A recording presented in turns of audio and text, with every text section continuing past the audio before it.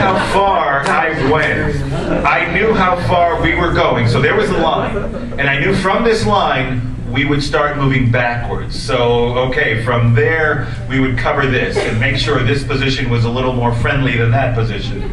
So I basically took that whole situation that did go under a lot of discussion with the sense of, let me go as far as I can go so that they can come back and we can all move backwards together in terms of how this scene or these scenes will play out.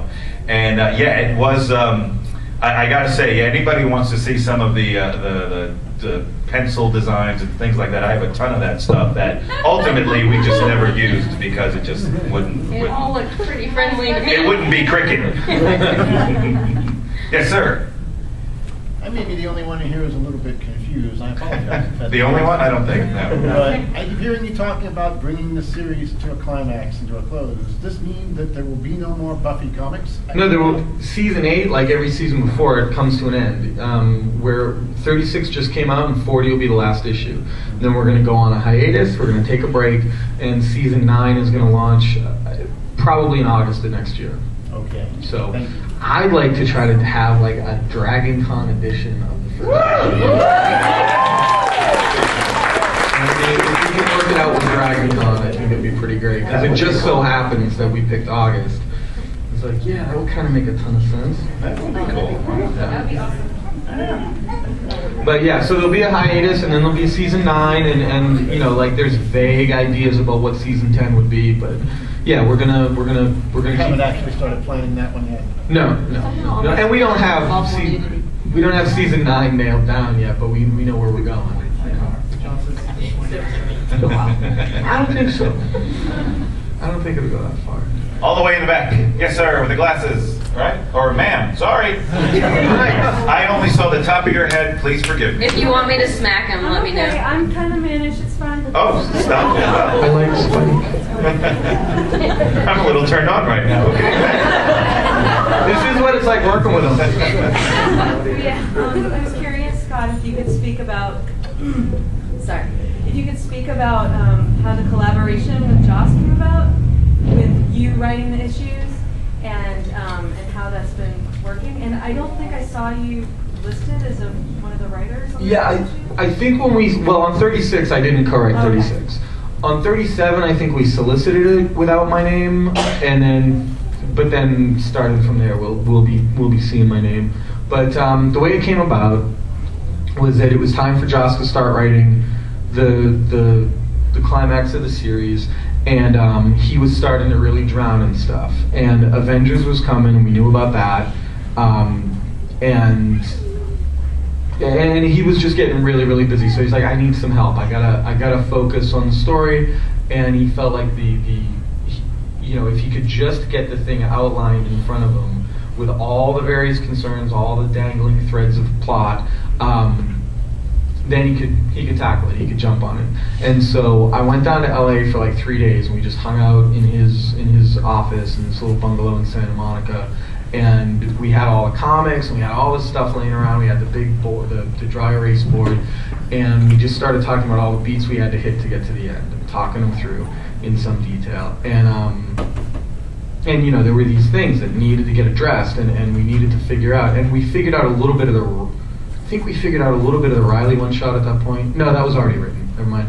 Anyway, in that 3 days, we just broke the story down scene by scene, and it was a great education for me because I got to see what's important to him. I got to see how he likes to get a character from A to B to C, and that was really informative. And we pitched a lot of stuff back and forth, and we finally had the scene by scene outline of the last 4 issues because he had written 36 at that point.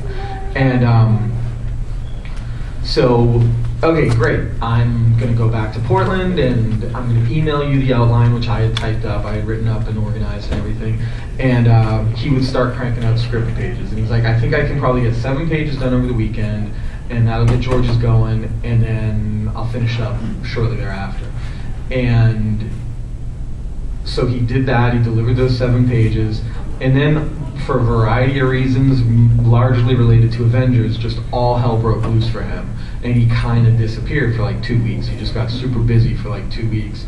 And when he came out of it, he's just like, we'd already worked so closely on the story, on putting the plot together. He said, he comes back, he shoots an email out to everybody saying that he's back on the radar and he's got Avengers under control, and then he shoots a follow-up email to me saying we're officially co-writing now, and that was how I found out. And it's always a mysterious email in the night. And it was like, okay, so I'm picking up from page 7 and going. So that was how it started. And we already had the outline that we agreed on, and I understood the outline as well as he did, so it was pretty easy to get in there right away.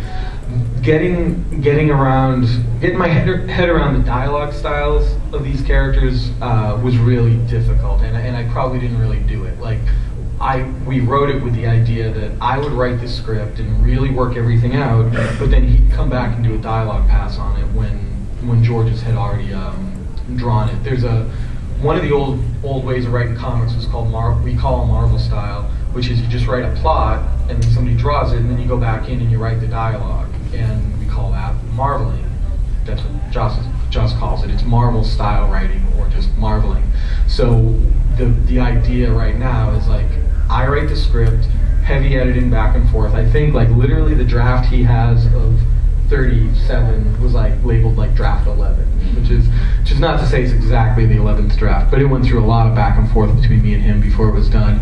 But then after it's been penciled, it goes back to him, and he goes in and like crosses out some of the dialogue, rewrites some of the dialogue. And yeah, like it had always been a challenge for me to get those voices right. But through working with him the way I've been working, it's really taught me a lot about him, and it's about the characters, and it's been tremendous. It's been really cool. But yeah, I'm done. He's in the middle of issue 40 right now. Do you think we're gonna be surprised at the end? Oh yeah, I think you're gonna be surprised in 39, right, Georges? Well, we know he's traumatized. Yeah, there's definitely. I think there's surprises every step of the way, and rage. Maybe not you guys. You guys all seem nice, but rage from the internet. And are you going to continue to write once we get to the next season? No. This was done because it was the practical, pragmatic thing to do, and because we were already like this on the story. But yeah, I don't have any. I got this other writing gig coming up that I'm very excited about. That's all mine. So yeah, season 9. We're talking to writers now. How do you? Sorry. When you guys set up an arc, be it the Twilight arc or any of the others, does Joss come back and say, I want this writer to do it, or do you guys have a pool that you're looking at and thinking, this one is probably more what we're looking for? Well, with season 8, it was entirely him. Every writer was his hire. But yeah, with season 8, he knew where the story was going. He was picking the writers. He was coming up. A lot of the arcs were like, he knew the major beats that needed to be hit in the arc. And then he would hook up with a writer who he's really good friends with, really tight with, and then they'd brainstorm together. And the writer, like Drew Goddard, would say, "I want to do Japan. I want Godzilla. I want these things." And then they'd figure out together how that serviced the overall storyline. But yeah, in every case, it was him brainstorming with his writers. The first one I felt like I really got involved with as an editor, to be perfectly honest, was James' arc. At that point, like the 3 of us were bouncing stuff around a lot to try to figure it out. And but for the most part, like he was a script editor every step of the way.